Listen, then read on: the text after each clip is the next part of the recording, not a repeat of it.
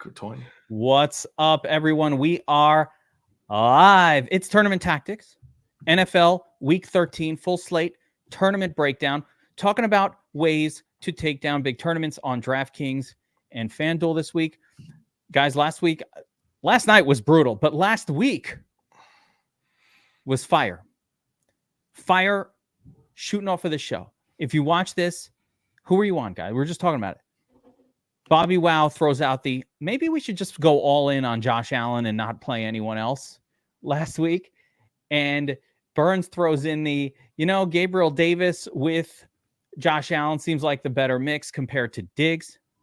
Oh, that was Bobby. But that was also you, Bobby? All right. All the credit to BobbyWow. I had all the Kyron Williams you could possibly get. We love Kyron Williams. Well, Derrick Henry. Touchdowns. Hit a lot of the great spots last week. The big miss for me, you know what's funny? It wasn't that big of a miss. I actually wound up playing Freiermuth. I think we talked a little bit about, we mentioned him here as one of the, and you needed Freiermuth to win the tournament this week. Or this past week, you needed Freiermuth in that mix. You needed to not play Diggs with Josh Allen. One of the misses for Josh Allen was just that he didn't hit with two. It was just really him and Gabriel Davis that you needed. But overall, it was a spectacular week in Week 13 for DFS Army members. In Week 12, we're in Week 13 now. But in Week 12 for DFS Army members, it was spectacular. I do want to hear your big TE play. Of course, the guy I was talking about last week comes back again this week, and that was Greg Dortch, the value play of the week. Everybody's like, well, Kevin, he didn't put up 30. He barely got there too. If he didn't get that touchdown, he was going to bust. Dortch? All I care about, Burns, is the 9 targets. I know. I'm just saying. I get it. What the end result is less relevant for me. And yeah, he did get there. It wasn't in the nuts. I mention it because that's what we're looking for. Anytime I'm playing anybody like sub 4K, if you're getting more than 5 targets, I'm already like, good job. Yeah.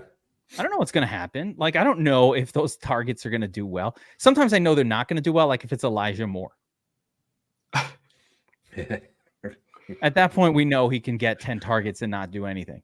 But like for the most part, if your guy or if it's vintage Zach Ertz from like last year, you knew he would get 9 targets and do nothing. But like, if your punt, and I have a couple punts, including Greg Dortch this week. So we got a lot of good spots to go over this week. Initial thoughts, BobbyWow, on the Week 13 slate. Just macro. Yeah, I think it's another week where we could get really concentrated with our quarterback pool. I think there's maybe 2 or 3 guys that I'll be really, really heavy on, kind of like we were last week. And that makes building a little more straightforward, gives us some more options at the wide receiver position with stacks. So I'm excited to dive in there. Just like 2 or 3 for me. I've got some big ones that I love. Certain game environments that look like A+. Burns, I got to ask you this one. Last week we were doing this show and ownership projections kind of showing some weird ownerships at the QB position. By the time Sunday rolls around, a lot of that had changed. Some of it hadn't. I went over a little bit of it. Like there was still some weird shit like Baker Mayfield chalk out there and some other weird things like that. And I'm seeing a little bit of unusual early week chalk as well that you guys will see in a minute. There are 2 names on the chalky side, 3 really, that are like, hey, what the fuck is going on here? I'll put that on screen in a second. But like Josh Allen wound up being by far the highest owned guy. Do you think the BobbyWow call affected ownerships to that extent, or was the industry just completely off? What did he end up 14.5% owned? The highest. Yeah, I mean, to be honest with you, I mean that it was the highest point total game on the slate. Seemed obvious. Yeah, it was obvious that it was going to happen. Yeah, I don't know. Yeah, that one seemed pretty obvious to me. And I'm going to show you guys a little something now. So, that was the appetizer. We also have an all-in play on this slate. We have a free square running back, which is always fun for me. And I say for me because I'm willing to go and accept the free square fully and openly. Okay. In 100% of my lineups. That's I wanted to ask you guys if you could think of any reason to fade Zach Moss, but it's sounding like that's a no. ownership. It's not a good matchup, Bobby. Wow. 42 and a, is it 43 yet percent ownership, or is it still at 42? Well, I'll bring it up in a second here, but it'll just get higher and higher. Yeah. Oh yeah. He's showing 43 now early in the week. So this is going to be, it's a free square. By the way, guys, let me know if you like the dark mode version of the Domination Station for viewing purposes, because I've been trying to improve the visual quality of this. But yeah, Moss at 43%. I mean, Bobby Wow, wouldn't you say that high of an ownership is always fadeable just because it is? Yeah, absolutely. It definitely is. Yeah. I guess I was looking more for like an analytical numbers reason beyond just the ownership, but the matchup is an intriguing point. I mean, the Titans DVOA against the run is pretty good. It's not a great matchup for him. Yeah. Like if you needed that reasoning, there is that. Okay. But the flip side is the Colts produce to the running back position. They just do. Mm-hmm. They just do. Yeah, they just do. And with no Taylor, that means Zach is getting all of the carries. So I just think he'd have a hard time getting less than 12 here. Yeah, agreed. It's the fact that he's under 5K. I mean, that also is prevalent. Like, what does a bad game look like? 13? 3x cash value, and that's like I had a rough day. Mm-hmm. I don't see it. So that's interesting. Looking at the rest of the chalk, well, let's go to quarterback first. We always like to start here. Let's do a quick overview of the games themselves for week 13, and then we'll get into the overview of the QB position. But I'm just gonna run through it real quick, and I'm gonna briefly go over the bad games, and then I kind of want to get your thoughts on. You see the 4 greens, right? 1, 2, 3, 4. Let's focus on the 4 greens. The rest of these games are really not game stackable at all. Like these are just play some one-offs. Actually, I'll ask you, am I missing something? 1, 2, 3, 4, 5, 6 games in sort of red or orange. None of them are anything that I'm like, I need to stack this one up. Any of these games, for any reason, for you guys, that I'm missing something here where, hey, this one might pop? Not for me. This is kind of where my comment came from earlier, where you have the opportunity to get a condensed quarterback pool for this very reason. So not for me. Burns, any QBs from these shitty games? No, not any QBs, but there are wide receivers that could come out of that Carolina game. Yeah, no, I mean QB. Just I'm quarterbacks. Talking game stacks to target. We're gonna find one-offs in all of these games. There's no doubt about it. Yep. But as far as the games to target, I think we could safely eliminate the 33.5 pointer that the Jets are going to be in. They're trying to break the record. Guys, you got to go a little lower. I believe I saw a 27-point total once a couple of years ago. Probably also a Jets game. Tim Boyle stinks. He's horrible. He makes me angry. Zach Wilson and Tim Boyle. 2 bad tastes that taste worse together. Is it Joe Flacco week 2 this week? Guys, when you read my notes on my cheat sheet, there is mention of Joe Flacco. There is discussion of Joe Flacco. Yes, there is. Did you know that Joe Flacco produced some pretty good wide receiver performances last year? He did. That didn't happen. And what I write in my notes is, I almost want to read it. I'm actually going to read it word for word because I was like a John Lennon song. Like, imagine a world where, Garrett Wilson goes 150 and 2 touchdowns. It's like Joe Flacco actually throws for 300 yards. Like just picture Joe Flacco just not giving a shit because he's been home for months. It's like, I'm going to sling it, dude. What's going to happen? They're going to cut me. Let's go out here and have some fun. Is he 40 yet? What's that? Is he 40 yet? No, he's like 37, but let's go out there and have some fun. Backyard football with Joe. I would bet a lot of money that he outscores both PJ Walker and Tim Boyle. I'd bet the house. That's fair. I don't even think PJ Walker's playing. Oh, like PJ Walker's result from the Browns when he did play. Yeah, he's terrible. Look, PJ. Sorry, I'm angry about PJ Walker and Tim Boyle. They're the 2 worst quarterbacks I think I've ever seen, and they've gotten so many starts this season. But that's a tangent. Sorry, keep going. Now let's talk these games. All right, so we have 4 games that do stand out as targetable. So I want to talk about these 4, and there are levels here with a supreme mega passing explosion coming out in the 4:30 games that I could not be more excited to load up on. Yeah.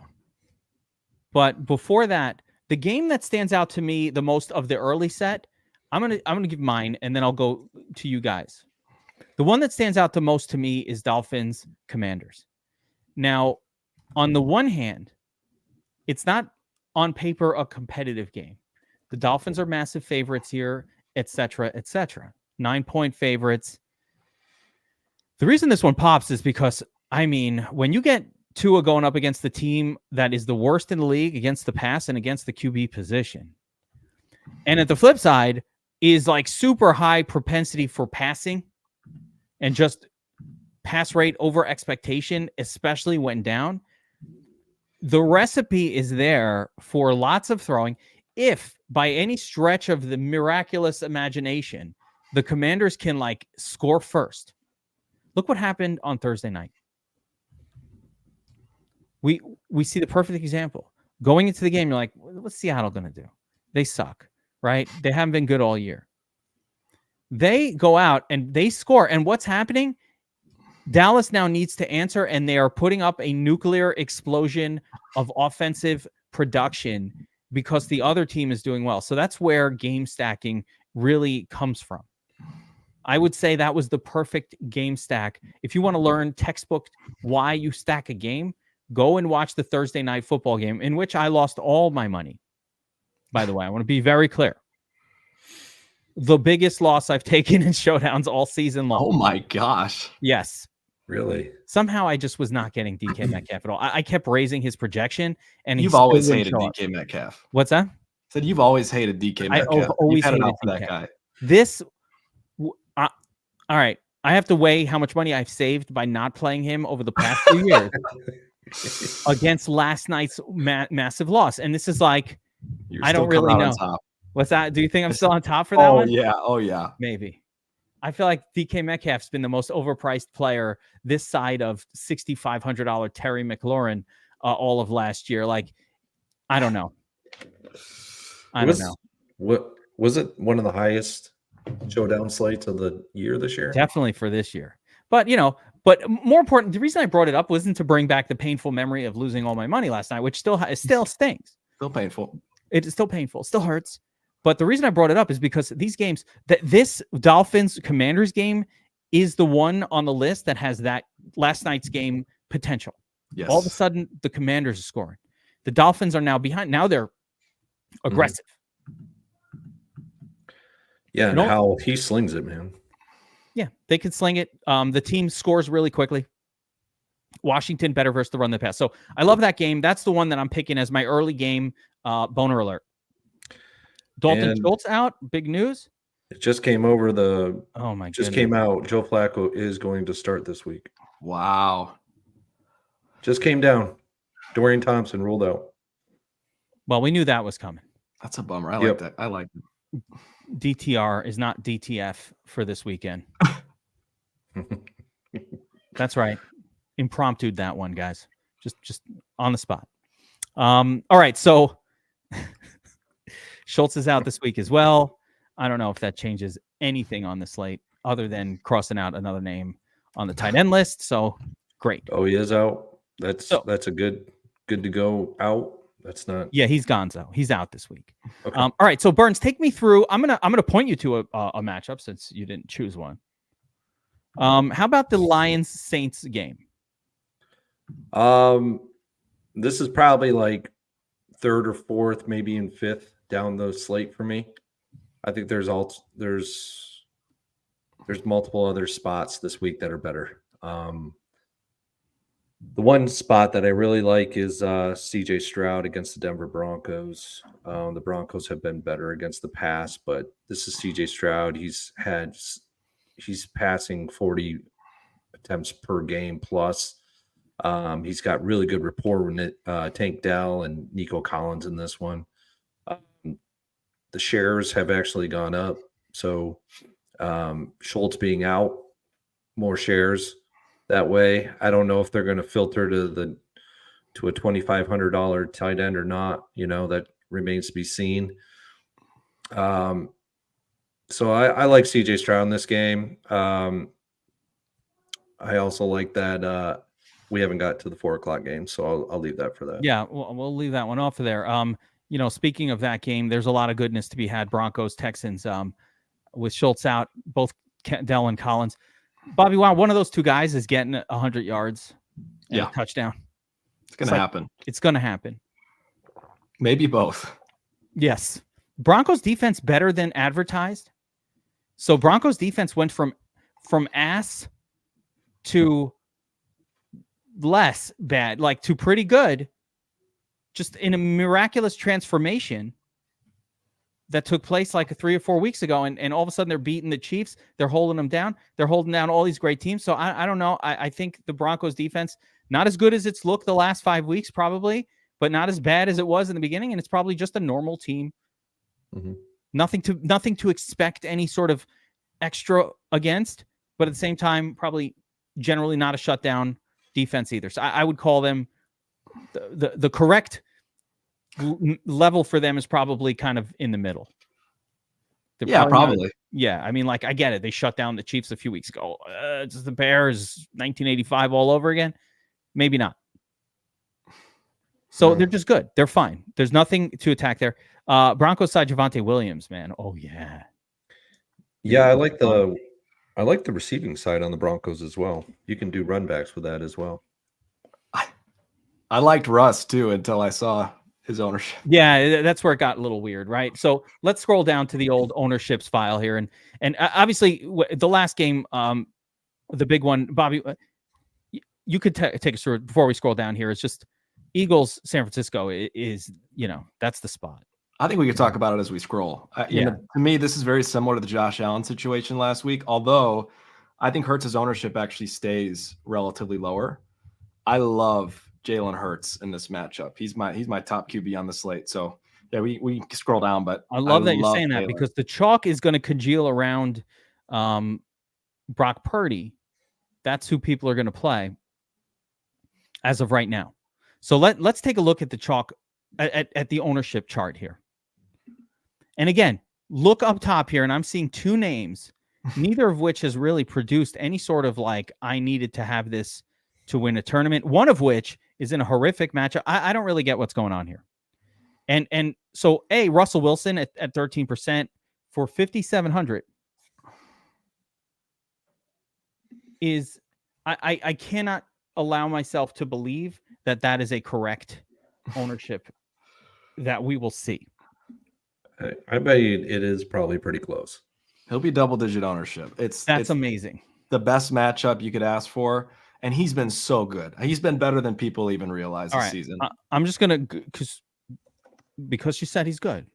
Fantasy point. That's a good point to make. I'm just saying, in general, Russ has been an excellent quarterback this season.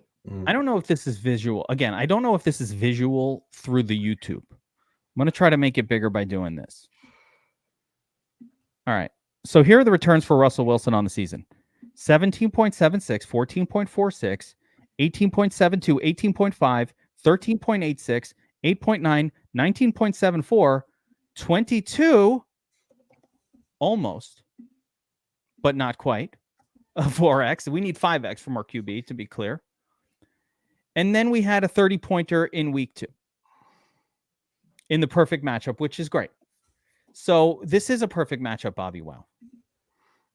Can't ask for a better one. Houston, it's up pace environment, lots of scoring. Are we really thinking that this guy's going to get us 30 again for the second time on the year? I mean, he's not. It's like, are we going to chalk up? I'll do that. This week too, he was 1% owned. He was. Yeah, I think he checks all the boxes until you get to the ownership. If we really believe he's going to be double-digit ownership, every reason to fade. I think that's totally fair. But he checks all of the other boxes for me. I agree. So it's tough. There we go. The only other box he doesn't check for me is that he's an underdog. Well, But I mean, the thing with Russ too is he's been using his legs more and more. He had a rushing touchdown. They're actually drawn up some option plays with him, which has been really interesting. I think it's helped the offense. So that rushing upside too, it provides a nice little floor. I don't know. I can't play him because he's 12% ownership, but he does check the boxes. What's the point at 12%? Doesn't that make it like stupid? I feel like if you play 12% own Russ, I know. Listen, there was a few weeks ago where Dak did this and then he went nuts. So I don't want to shut it down completely. The matchup is great, but it is interesting to see that is the person who became or currently is sitting at the highest projected ownership. Yes. I would not have him as one of my higher owned. As a matter of fact, he didn't make my list this week. I was thinking about maybe adding him on there, but now I'm kind of like not going to on my sheet. He deserves a spot, but I think you can highlight the leverage play. Yeah. Tua, I get it. Brock Purdy, I definitely get it. I love Brock Purdy. Love him. Brock Purdy is like, yes, Bobby Wow, you love Hurts more, and that's great. But even last week, Hurts and Josh Allen both did really well. It wasn't like the game just worked for both sides of it. He's back. Brock Purdy, great. But then Gardner Minshew, I get it's a good matchup, but like, come on. The chalk at that point, play Russ. Yeah, I don't get that one. I'll give you three names that are lower owned, and a lot of the rest of them I don't have any interest in. But three guys that are below the Minshew Baker line. Baker, another crazy one. I don't get it. Baker is the worst of them all. Actually, Baker is the one that I think is the most fadeable of this group. Why would you play a quarterback against the Panthers when it's not worked all year? Not to mention a QB that's never made value, I don't think. Maybe 1 week. He certainly hasn't hurt you for not playing him. No. This is a lot of people were on him last week, and he busted really badly. Yeah. Wasn't that a good lesson for those people? Like, what the fuck are you doing? Why is he back? They'll be back on him. No, definitely. Well, I am not down with that. I'll tell you three names below here in the next three, all better. CJ Stroud, Jalen Hurts, Sam Howell. If you need to, Sam Howell has done nothing but make value all season long. Yep. He's not the easiest to stack, in fairness. But he's cheap to stack. Let's throw in, Sam Howell. It's like McLaurin has not gotten it done all year long. He's on the verge. He's like a DK Metcalf, but if you don't play him this week, that's the 35er. Exactly. Yes. It's like the volume is there. It's just he's got to put it together. But he hasn't gotten it done. But you got Sam Howell and Curtis Samuel combos. I'd rather play that than some Baker Mayfield against the Panthers shit. What are you, crazy?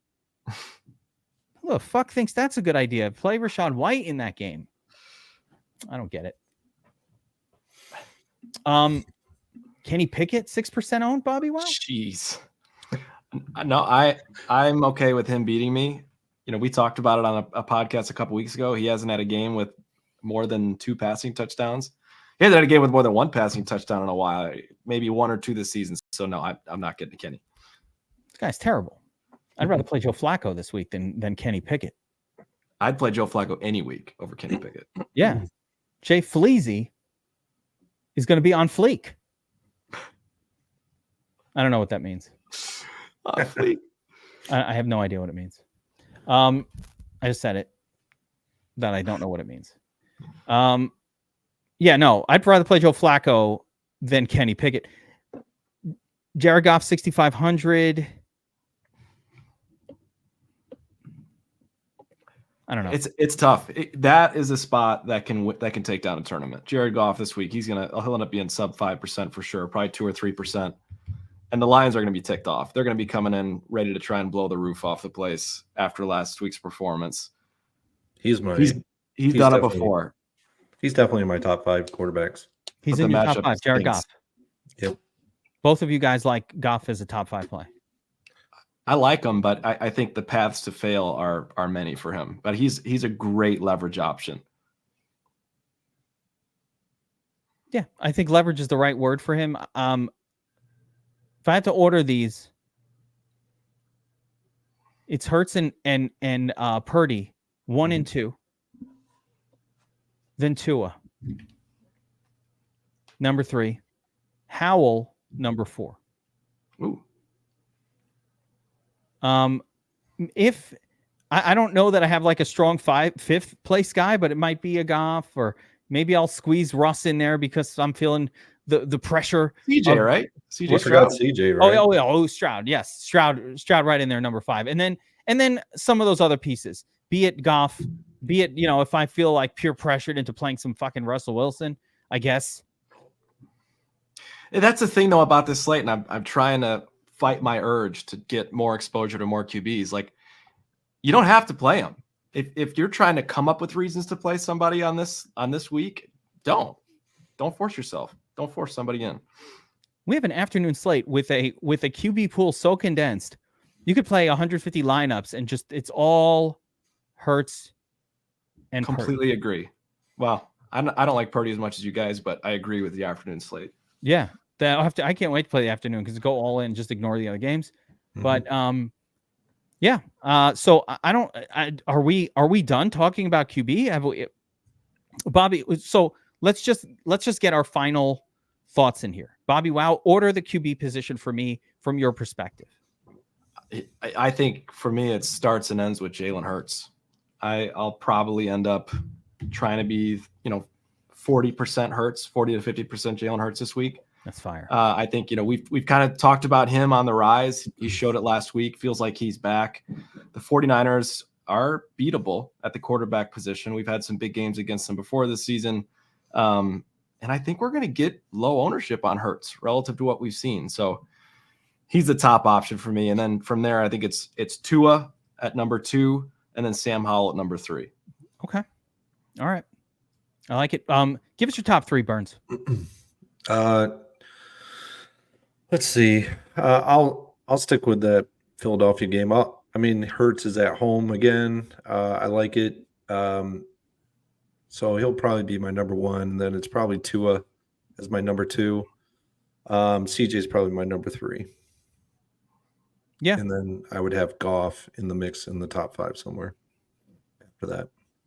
I'm fine. My biggest fear, of course, with Goff is always just how much those 2 running backs are going to suck from his production.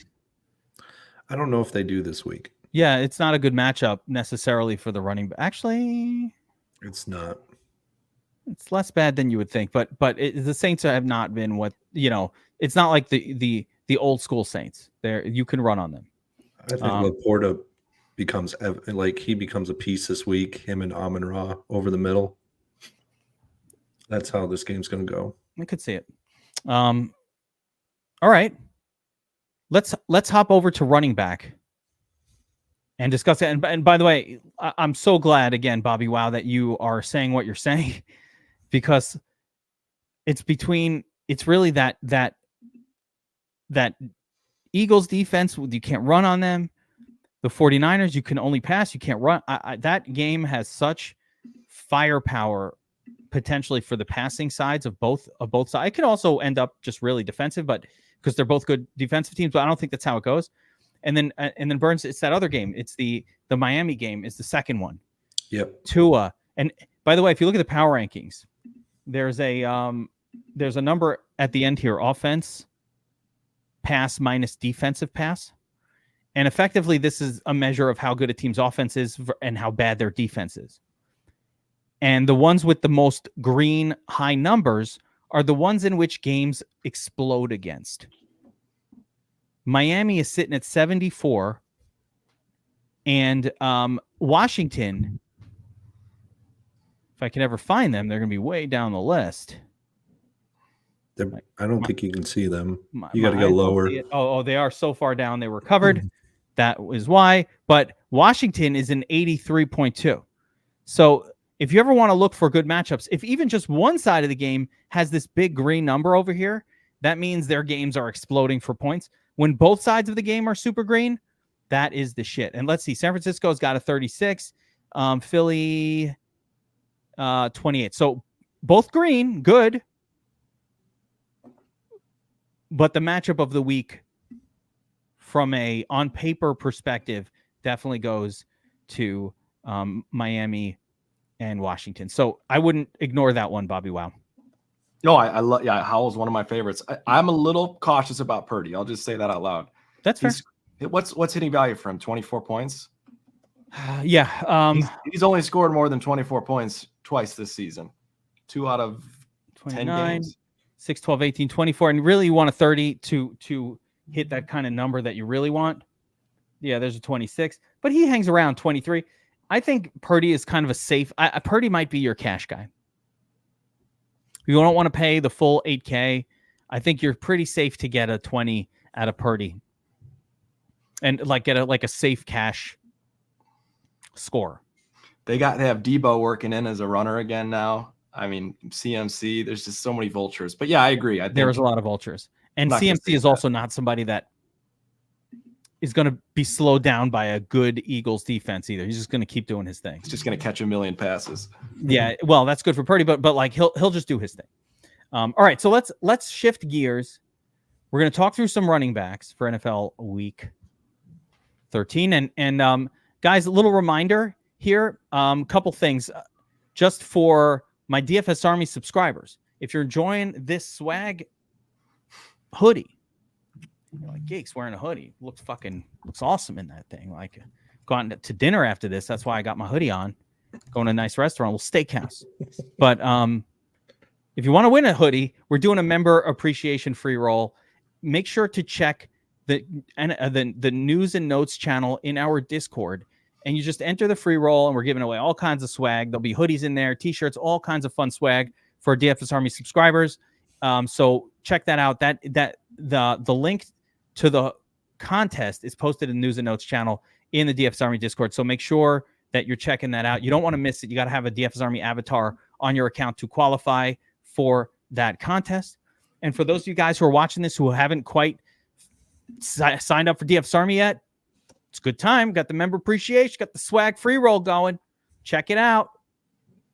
I can't show you on the screen because it's covered, but there's a little free month offer up top over here. Nice little way to get a free month of DFS Army.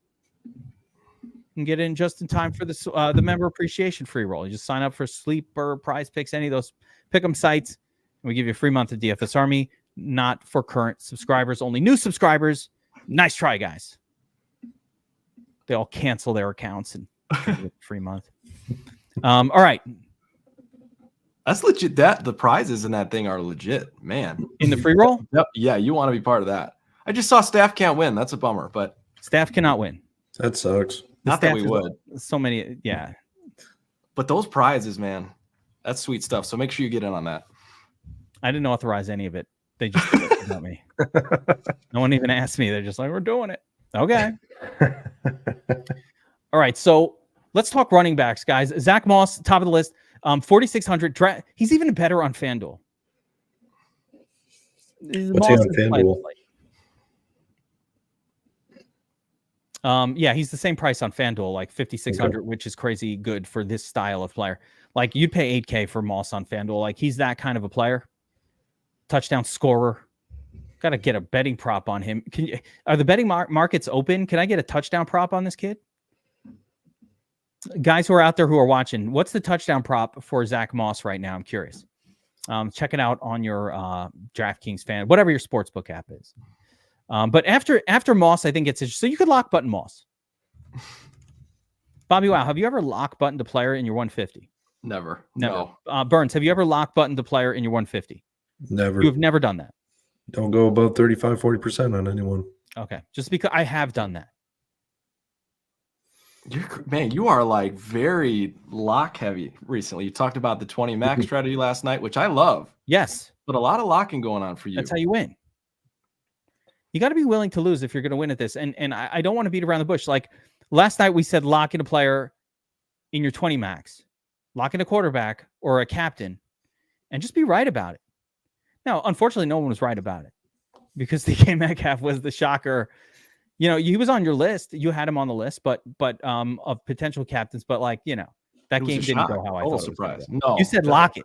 You almost got it. I thought it was going to be like, yeah. You were almost right. It could have been lock it. It was just this contrarian. It was just DK Metcalf. I love the strategy though. Yeah. I'm bought in on that for 20 max. For 20 max. Now, in this case, this is not the same thing. We're talking about a chalk piece. So, the real sharp person might say, oh, full fade that. I tend to go the other way on cheap running back chalk. I think you just accept it. I'm okay living in the comfort zone with him, right around the field. Yeah, I'll be well over the field on this one. I don't know that I'm going to 100% it, but I'm just saying I might. We just don't know that he makes or breaks the slate. I really don't. Mm-hmm. We will continue to release other contests, Jeff. So we won't allow that to fill. We're going to allow every member to get in there. If you're a subscriber, you will have a chance at being in that contest. After that, it gets interesting. So Christian McCaffrey projecting pretty high ownership. It's kind of crazy. I don't know if it's crazy. I just don't know that I'm going to do that. Well, it's salary plus Philly's pretty good. I mean, they have a stout defense against the run.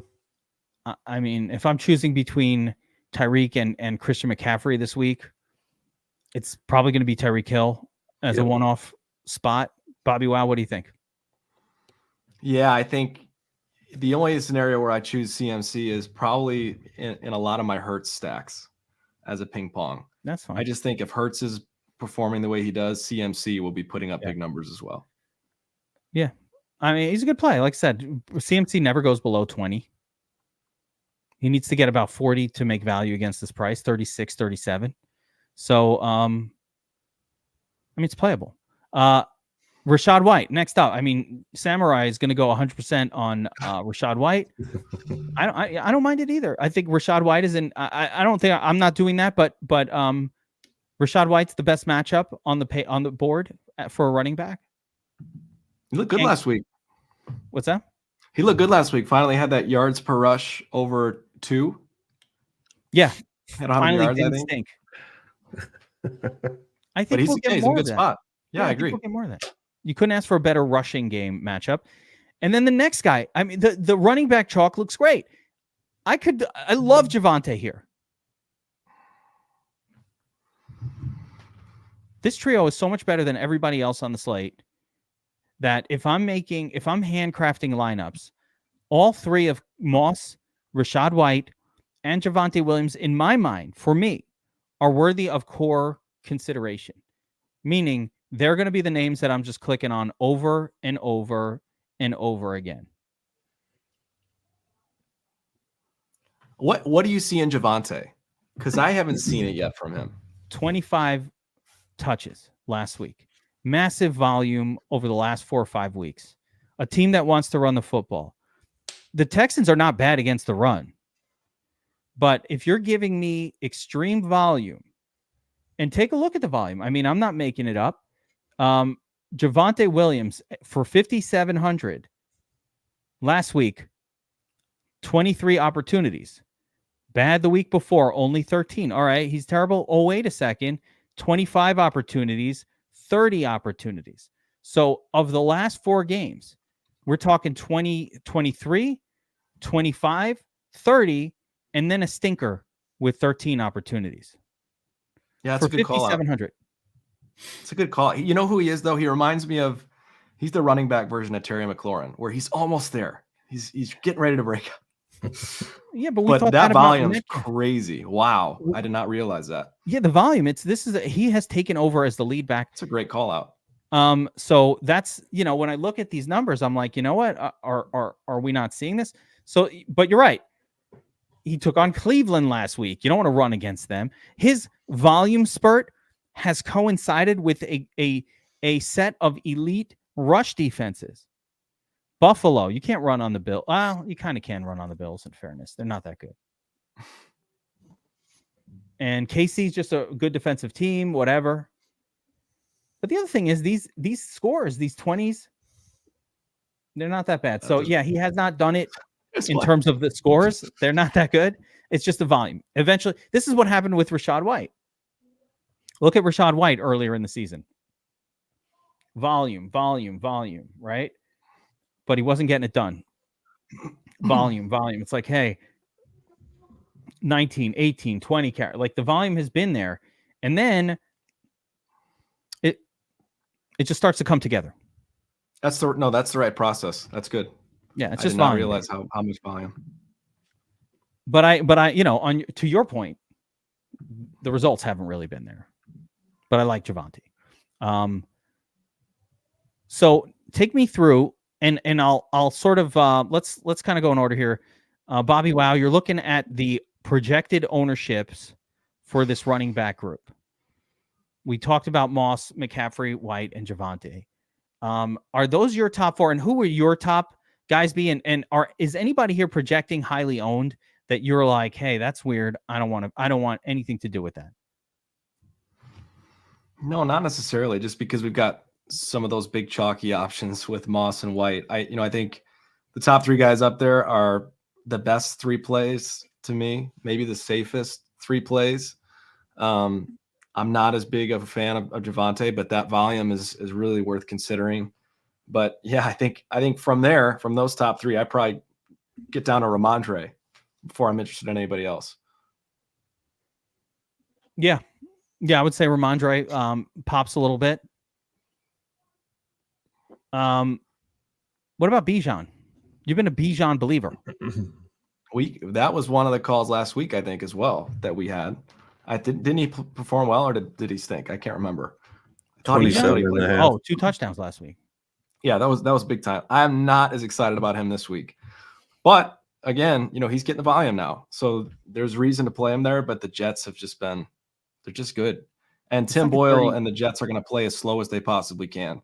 So 33-point total game is just so gross. You don't really need pieces from a game like that. Not at Burns, everybody was on Jalen Warren last week. Didn't really work out that well.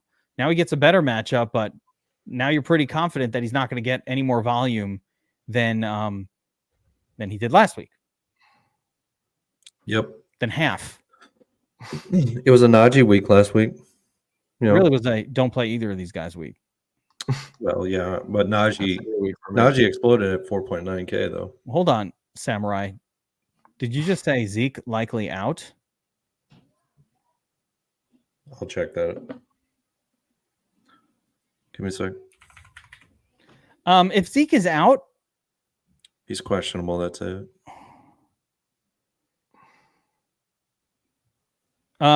The this does make Ramondre even more interesting. So good call, good notice. He doesn't look like he's definitely out, but if he is out or limited, that would be a massive plus for Ramondre for sure. I'm seeing one name, by the way, that I like. That right there might be the all-in call. Yeah, I think. Well, I don't know about all-in is a little. That would be my all-in call because I like it. Chargers are not. They're not a defense that would. They're not like the Jets or anything like that. They can be beat on the ground very easily. Ramondre's in the passing game. He rushes a lot. He's got a lot of volume. He's the guy that where if things happen with Zeke, he's I'm locking him in. He's Bailey Zappi's safe zone. He had 15% target share last week, Ramondre did. I got to tell you something. He's projecting very well. He does a lot on each slate. I mean, he projects pretty well. Yeah. Each slate he's on. So the Dom Station is going to give you running backs in the flex 100% if you allow it to this week. They're projecting really well. I'm thinking of one more guy, but I have one more name that's literally not showing on the top group at all.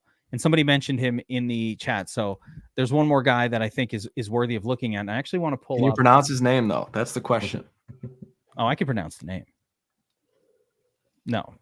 Do I have to say the name appropriately? I don't even think you know who I'm talking about. Maybe not. That. Yeah, no. Who's got a weird sounding name? I thought you were talking about Devon. Oh, OHN. No. That's not even who I was thinking of, although he could be interesting. I was thinking Devin Singletary. And I want to actually check something here because I thought about him too. I want to show you. I want to check something here. Hold on, and make sure that I'm correct about what I thought. But my only problem is Damian Pierce. Is he out? No, he's playing. This is what I wanted to show you guys on screen here. This is the DFS Army matchup sheet. It's a very important sheet for your research. Now, in dark mode, it's difficult to see it on screen, but I'm working on it. But what you'll note here, so when I went to, I'm going to show you two different things. First, I look up Singletary, right? And I'm like, how'd he do last week? And I looked this up, 6 carries, 18 yards. Ooh, 7 targets. Okay, got some targets. Did okay. But only 6 carries. And I'm like, well, was Moss, was it Pierce? Is Pierce getting back in the game, right? So I look up Pierce here, and it shows, well, he got 5 carries and a target. So, that guy got 6 carries. This guy got 5 carries. Must have been, back to the even split. They abandoned the run, I think is what happened. Yes, they did. And Singletary wound up with an 81% snap count last week, with Pierce only seeing 18% of the snaps. Somehow that led to every time Pierce was on the field, him getting a carry, which was kind of weird. But can we say that Devin Singletary, a.k.a. D-Sizzles, took over the running back sort of prime 1A running back role for this Houston team, and now he's taking on a Denver defense that, while better lately, has been generally pretty weak against running backs all season long. Terrible. They're the worst, aren't they? They're one of the worst. Yes. So check this out now. Let's go back to the Dom station. Where the fuck is Singletary? He's all the way down here at 3%. That's an unowned player.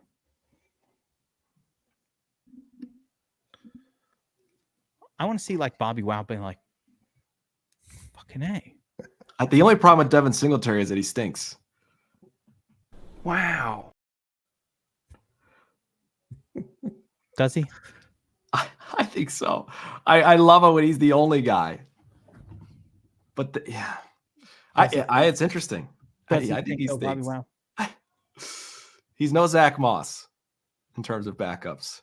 I'd unfriend you. That's not how it works. That was not for the player. That was for you, BobbyWow. He's 5,900. I mean, he's the same price as Ramondre. Yeah. That's crazy. He's just throwing him in the mix. I'm just saying, I don't think it's that different of a play than Rashad White. As a matter of fact, he's checking boxes. You're right. Yeah, like, can Devin Singletary outscore Rashad White? You want to put odds on it? How much odds do you want to give me on that bet, BobbyWow? Can I get plus 60-40? Yeah, I think it's 60-40. Rashad outscores him 60-40. That's what I would say. 60-40. So for 28% ownership versus 3%, I'm just taking a 40% guy. That's how you win the tournament. It's the tournament tactics. That's a tournament tactic. There you go. That's how you win it. So that's all I'm saying. It's like there's another guy in that exact same price range that pretty much has the same upside as a lot of these guys. So, yeah, Cohiba mentioned him in the chat. So props to you.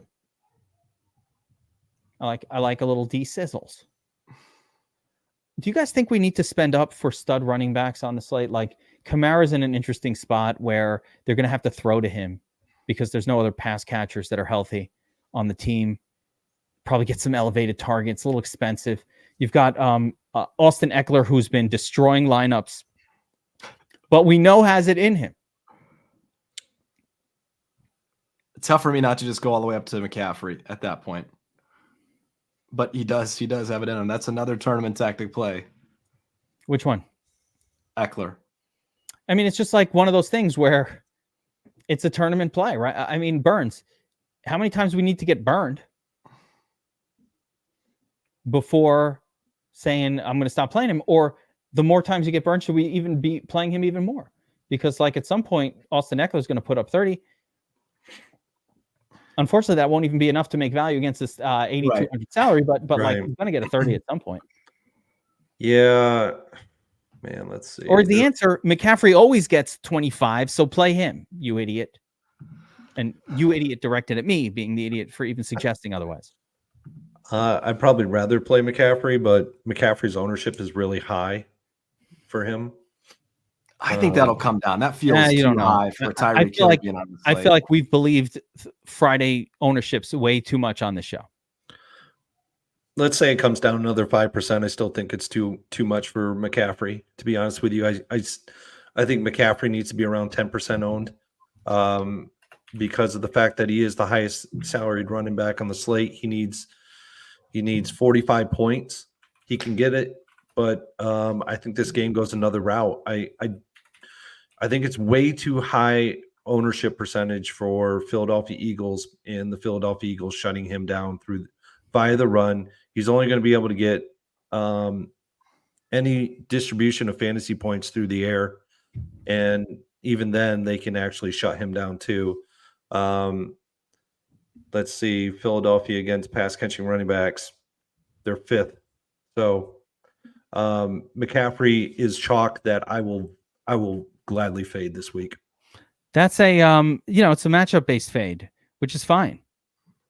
It's not a good matchup for Christian McCaffrey. Maybe it's not the time to pay $9K. I would throw in again. I like Tyreek so much that I don't have the budget for like all of these $9K players. You got to choose one. And with all of the value available at running back for cheaper, I'm just that will be more frequent of an approach that I use. I also don't mind AJ Brown, Arenthal James Brown. Yeah, to me, McCaffrey's a game stack only piece. I mean, he scored 34 points last week. He outscored Tyreek Hill last week. Yeah, he could do it. And if this game blows up, he will do it again. But matchup is irrelevant for CMC. He's that good. Yeah, to a point. Yeah. What about Mostert, HN? Any thoughts on the pairing of those two guys in general? Like, I don't know about 7,300 Mostert. I don't know about like however expensive HN is. 6,900. Yeah, 60. I mean, they're both very expensive. Yeah, I'd rather play Waddle than either of those guys, and he's not that much more expensive. No one's on those because I think either one of them can get it done because it's that kind of game. But man, it's going to be hard to choose. And if one of them's getting it done, it's going to be really tough for the other one to get it done. I think Gibbs is the other interesting option for me. The only one we haven't mentioned is Jahmyr Gibbs. He's in an interesting spot. I think the Saints have been bad against the run. They've been below average. It feels like they're getting worse. And, Gibbs finally feels like he's got the grasp on the starting job. I think he had 75% snap share last week, even with Montgomery healthy, and he's getting a bunch of targets. So, 6,700 is an interesting play for Gibbs. He's the only other guy I would mention. Yeah, I 100% agree with Bobby on that. He's actually written up in the article. So, wow. Yeah. Gibbs is the way to go. I think Gibbs reminds me of kind of like HN or Mostert, where, yeah, he could get there, but he's very unlikely to beat you for not playing him. Like, I don't see the 30 plus because he's just splitting with Montgomery. And there's just only so many points you can score when there's a second guy getting that level of work and getting goal line touches. But yeah, I could see it. I could see him getting like a 25 on a ceiling type performance. Is that enough? Kind of. You gotta get to 28 and get 4x. Is he getting you 5x? It's gonna be tough. It's like a DeAndre Swift play of old. Remember how he would score like 10, 8, 5, and then 33? Yeah. Very similar play to me. Yeah, except Swift was always 5,800 or 4,800 or 55, 5,600 instead of the 6,700 price level. It's just like he's a little more expensive than like vintage Swift on the Lions from last year. You know what I mean? Not that much, but a little more expensive. Yeah. Yep. Gibbs is good though. He's like actual talented good. Any other running back that is at all of interest here? I'm going to sort by fantasy points per dollar. Zach Moss, Rashad White. I mean, these are going in the order of how much you might want to own one, so that's cool. We didn't really talk about Kyron Williams. He had the big game last week. Any interest in chasing that? Not this week for me. Even though he is at home, the matchup is okay against the Cleveland Browns. Not great by any stretch. It's just okay. I noticed that we didn't talk anything about Derrick Henry. He's in a good spot too. His ownership's under 10% right now. It could fluctuate upwards to about in and around 15-ish%. He's got another good matchup against the Indianapolis Colts, but I don't see this one as a Derrick Henry game. He can get there. He needs 102 touchdowns. I just don't see it. I think that game goes another way. I think it goes through the air. Interesting. Could be. I don't know how the Tennessee goes through the air. They can't throw. They got no one to catch a pass, but somehow. I just think Indianapolis is. This game's not a great game. I don't see Derrick Henry doing. He got 20 points last week and an exceptional matchup for him. So 2 touchdowns it took. Yeah. Yep. I think Henry can get there. I think last week you did see though the limitations of the player in the sense that whenever you have a running back that just does not get a pass, if he doesn't cross 100 yards, It's 2 touchdowns. And even then, it wasn't that great. Like, he needs 102 touchdowns at this price. Yep, for sure. I agree. BobbyWow, can he get it done? 100 plus and 2 touchdowns? Yeah, maybe. I mean, it's in the realm of shit that could happen. He's old, though. He's trending the wrong direction. He's just not on my list. I mean, you know, when you see him in that commercial, he's got that sleeveless shirt on. I'm like, dude, you're getting old, bro. I'm sorry. Isn't it crazy that he's old though? Like then not. I zoom out and he's young. He's way younger than me. He's 28. Like, let's not put the guy in retirement home yet. Like, what the heck? He's football old, right? Yeah, there's a difference. I think he's football 29 old. in fairness, but like, he's 29. Yeah, I'd kill to go back to 29. Yep. I got one more gross play for you, and this is gross. I don't even feel comfortable saying it. Tournament tactic. Chuba Hubbard could be worth a look this week. Is he Miles Sanders out? Right? No, Miles Sanders is not out, but he outsnapped Sanders like 2-1, and he got 5 targets.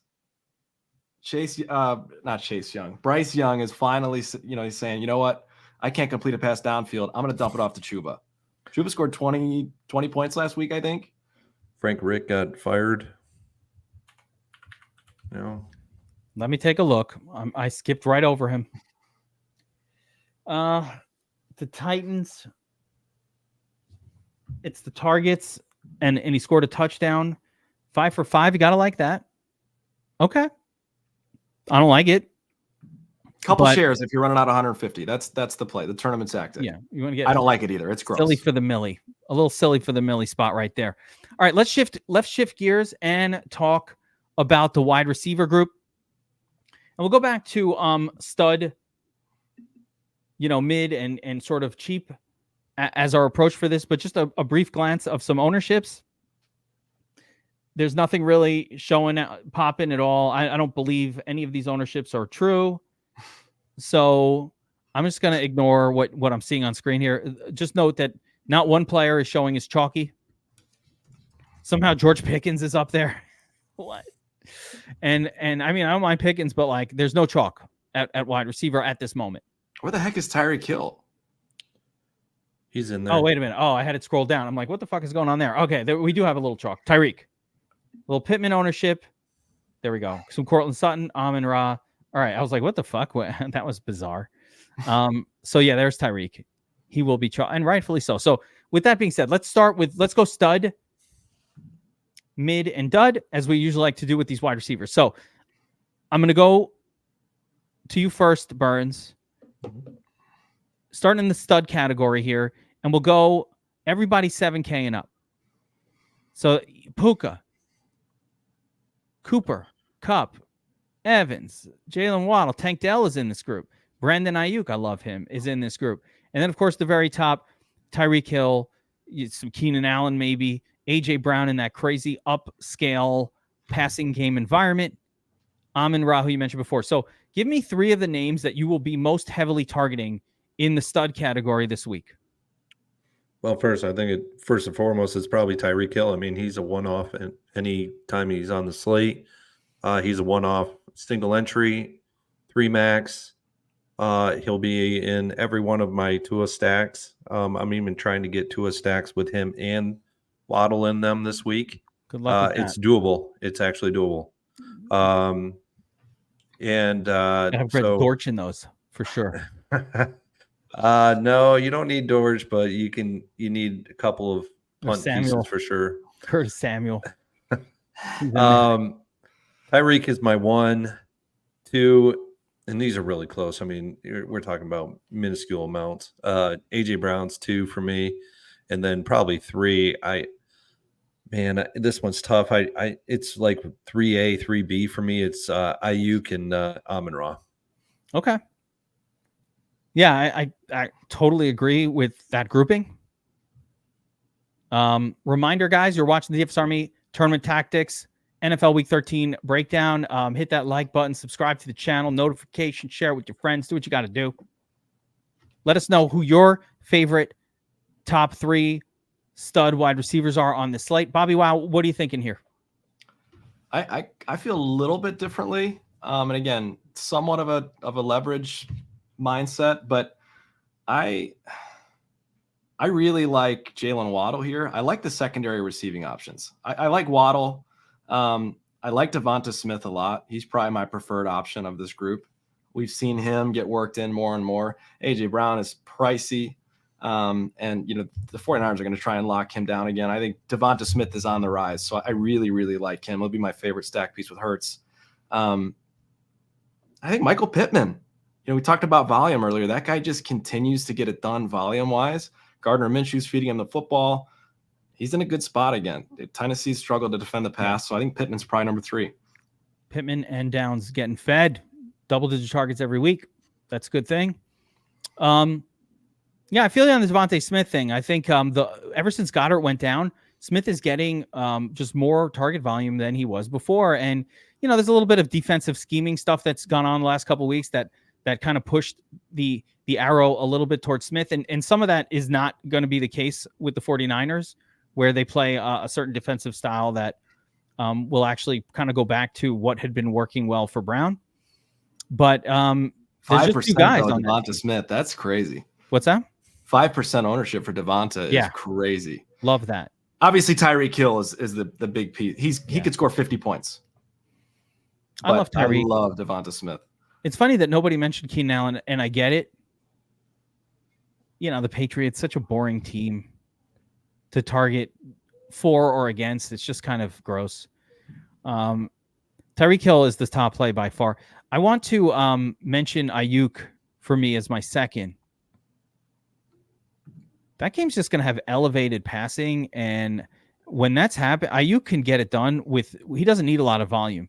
Like Ayuk tends to get it done on like 8 targets, and he could get you 26, 30, a really big number. The 7K salary, 7 for 20, 28. So like it's much more, it's not that hard to achieve that for someone like him if he's heavily involved in a game plan. So I love Ayuk there. Tyreek up top, AJ Brown and Smith, sure.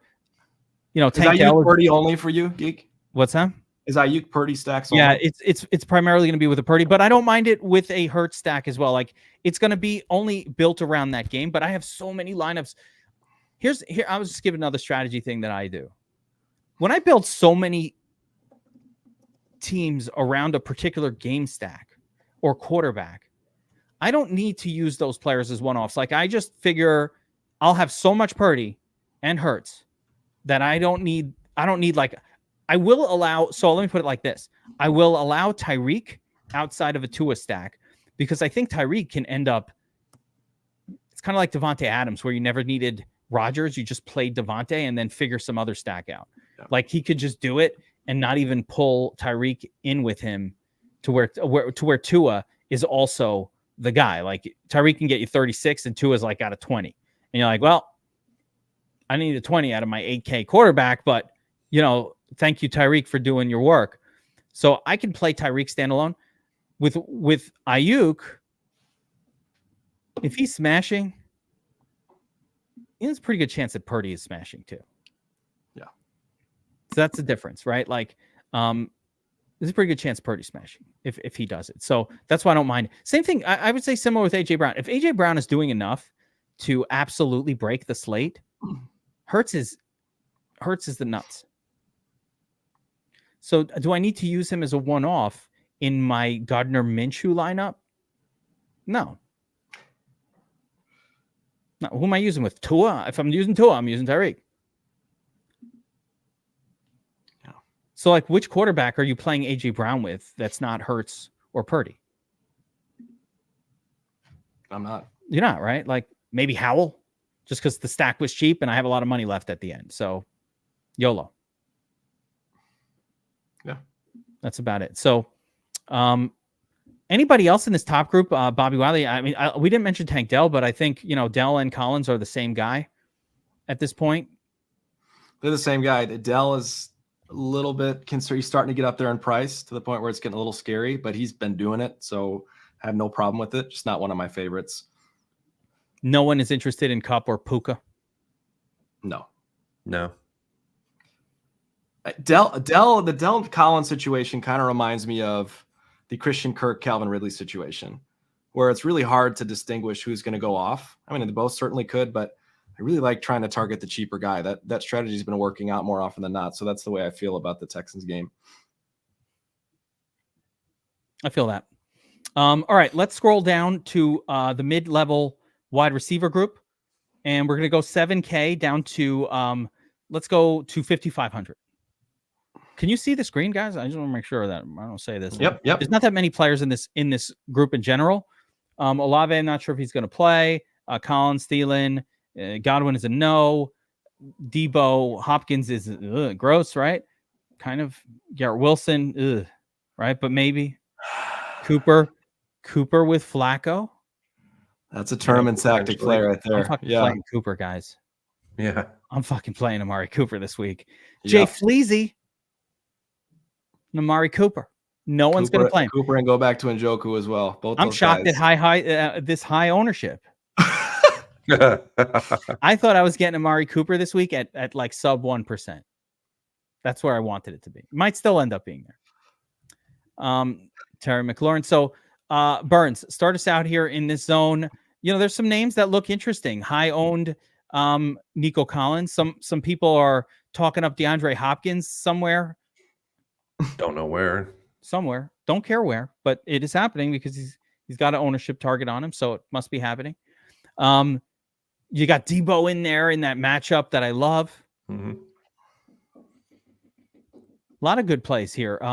Anything pop for you? Adam Thielen, now a little cheaper. Maybe it's time in a great matchup, the best matchup. Yeah, he's in a really good matchup. It's just volume for him at this point in time, right? His volume has progressively gotten lower and lower since the beginning of the season. But, you know, Collins, obviously in stacks with CJ Stroud. He's been dynamite, him and Tank Dell. I like Collins in this one only because it's a lower salary dip from Dell, but they're both really good wide receivers for the Texans this year. I like them both. Yeah, Thielen's in play. Tampa Bay is just not a good defense against the pass, but the problem is that he's got Bryce Young as his quarterback. I don't like Bryce Young. Deebo Samuel in this mix is probably one of my top plays. But another top play for me in this mix is at 5.1K. It's Josh Downs. He's a guy that has a really good rapport with Gardner Minshew. Minshew likes him a lot, though he didn't get there in terms of fantasy points last week. He got there in terms of targets. That's all that matters, Burns. His targets were there, so he could blow up this week. Downs with 13 targets, didn't catch a lot of them.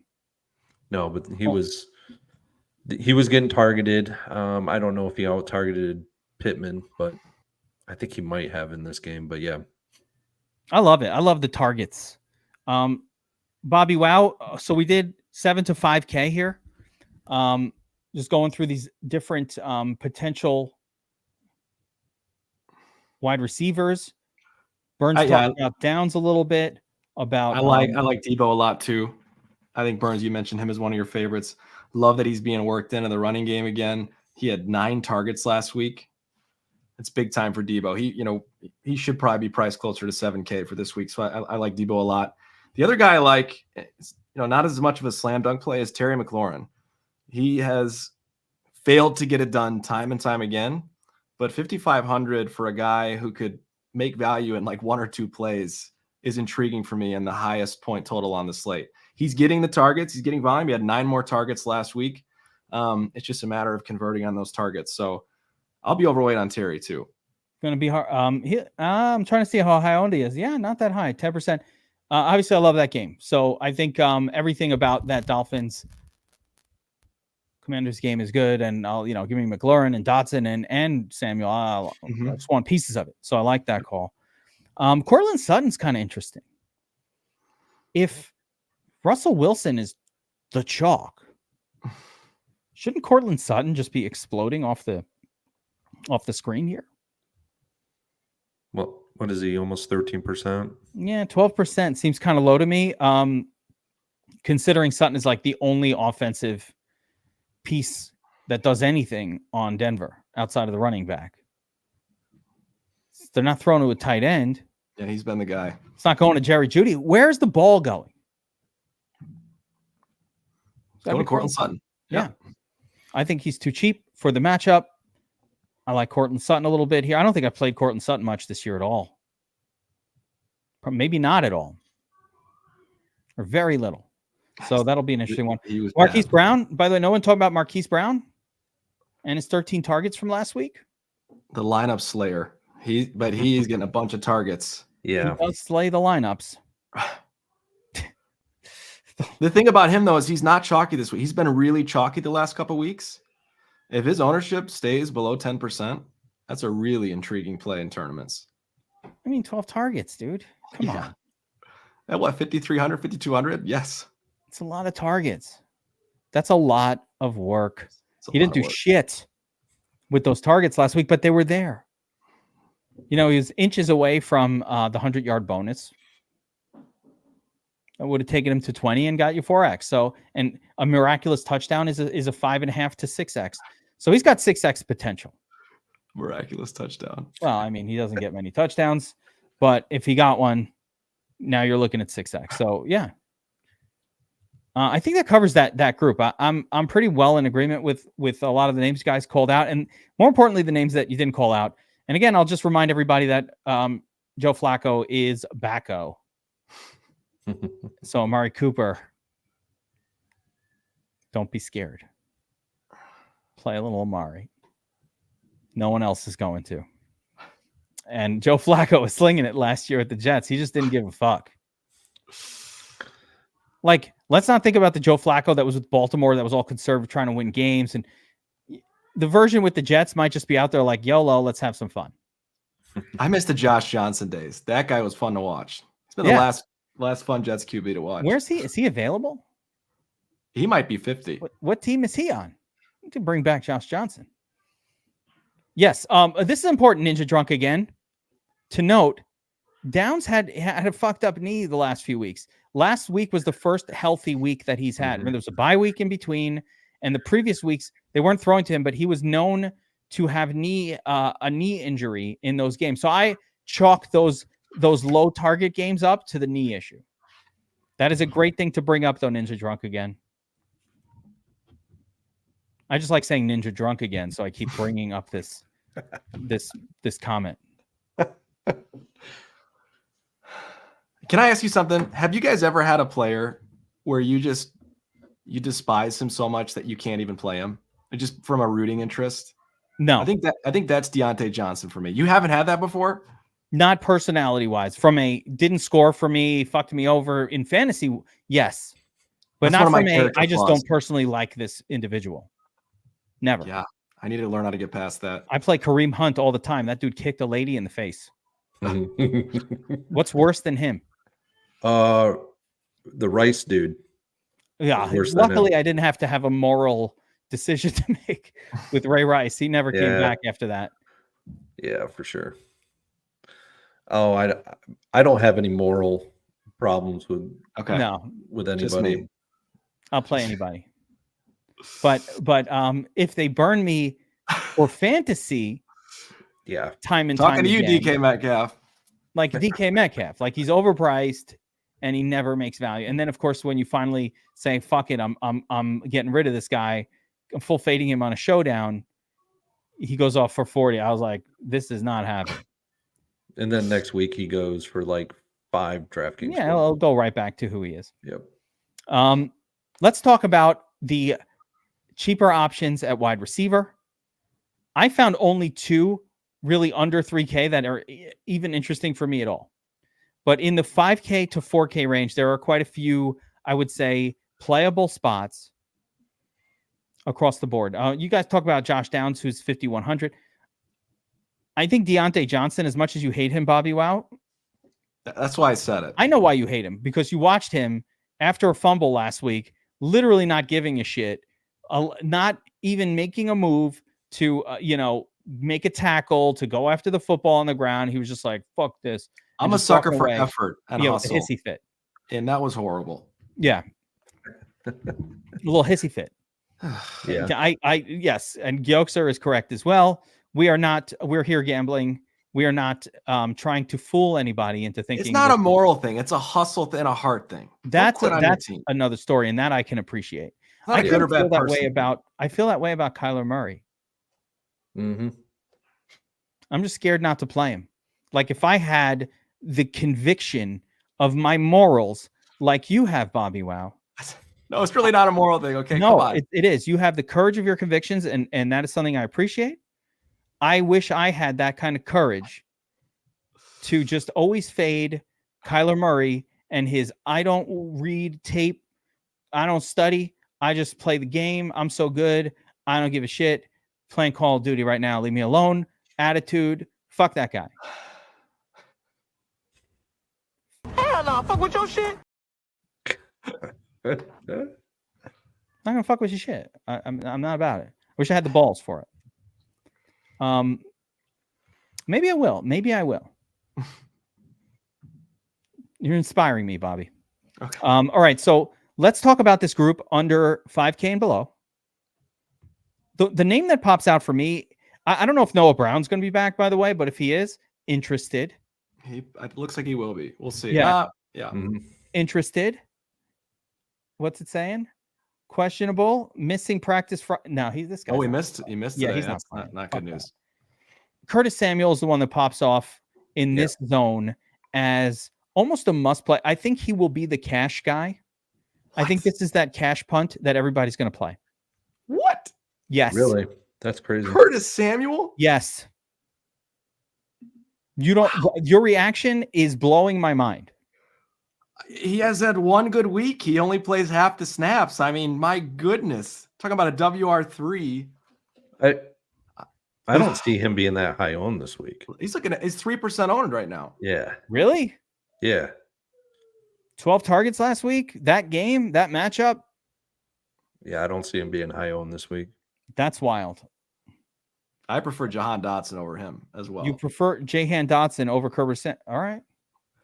Look, Samuel could do it. You know, he's done this before where he'll go on hot streaks and relatively limited snap counts. But man, that's tough. That's a tough sell for me. Interesting. So who do you think is going to be the cash chalk under 5K? You got to have a cheapie in there. I don't know. George Pickens, I think, is going to end up being the cash chalk. That's been That would be my guess. really. What Yeah, about he's Judy? Under 5K. Yeah. Judy always stinks. Yeah, but I'm talking about cash. This guy's going to be cash, right? He's under 5K for like the first time in a long time. He stinks though. Yeah, but I'm talking about other people outside of DFS Army. This whole season, he has not once made cash value, not tournament value, I'd pick it as cash value I don't think it's a against cash a 5K play. salary. But There's if no cash play in here. if Russ is going to be 12% owned, right?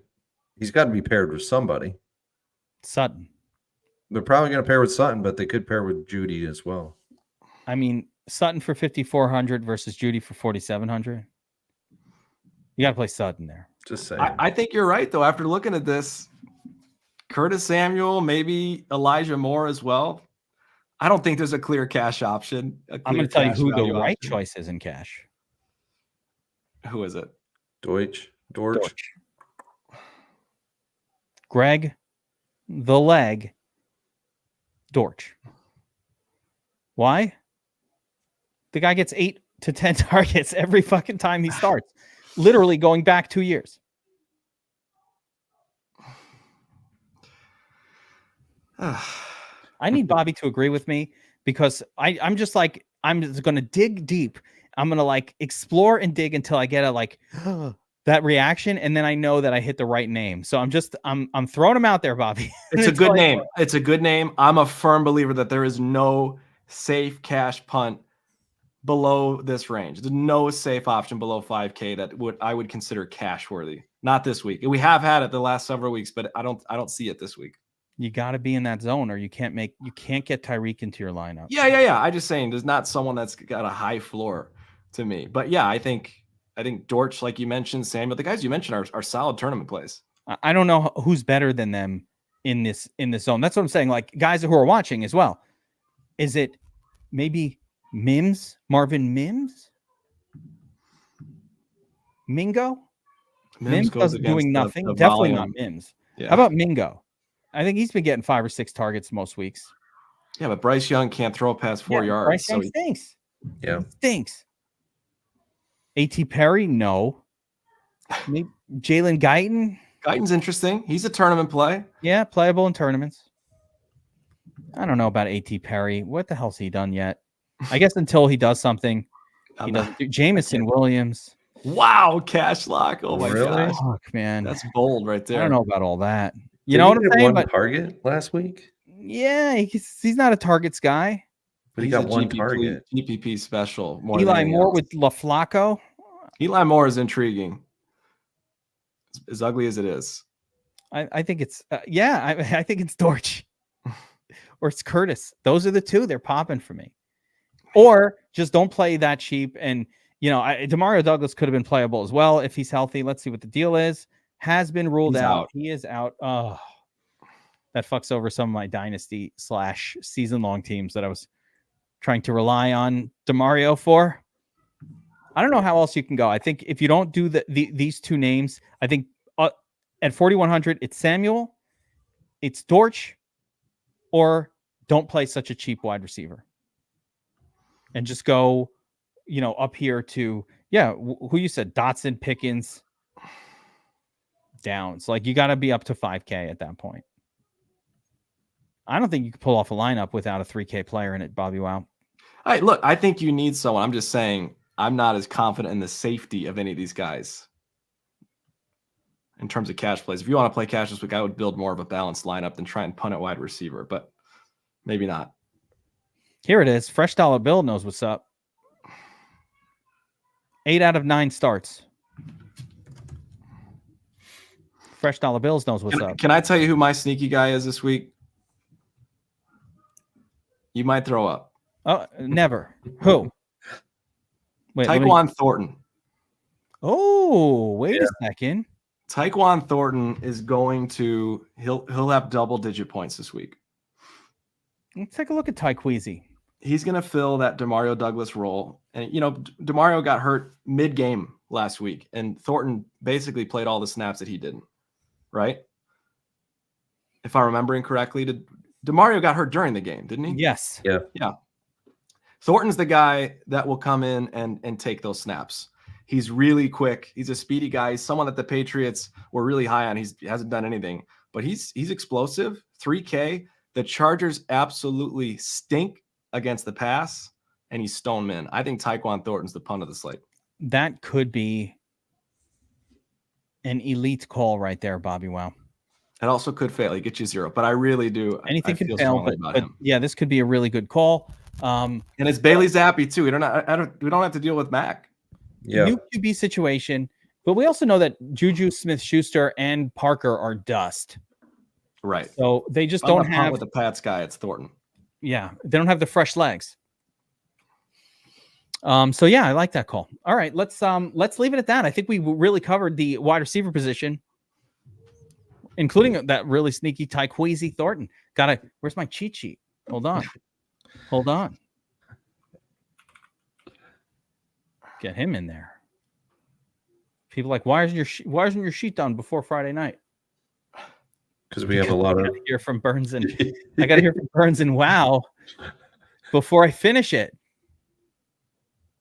Get influenced very easily doing this show. All right, so let's roll over to the tight ends. And there's one guy I really want to ask. So I'm just like, George Kittle's a good play. He's part of that game. It's all good. Sam Laporta, fine. The one I wanted to ask you guys about is Taysom Hill. With all of those wide receivers out for the Saints, is this a Taysom Hill game? I like the Saints tight end, but it's not Taysom. I'm really high on Juwan Johnson this week. Yes. Juwan Johnson is a hybrid wide receiver tight end. Quick look at my notes, just by the way. Oh, there you go. Look at that. There you go. He All got formats play. Yes, he did. Bobby Wow, fucking same mind. I'm with you. I love him. I think he's a great play. Go back to the other screen, but fuck yeah. Love that you mentioned that. You know that Juwan Johnson lines up in the slot as a wide receiver. Yeah, yes. Frequently. They don't have anybody. He might be out there as the WR1.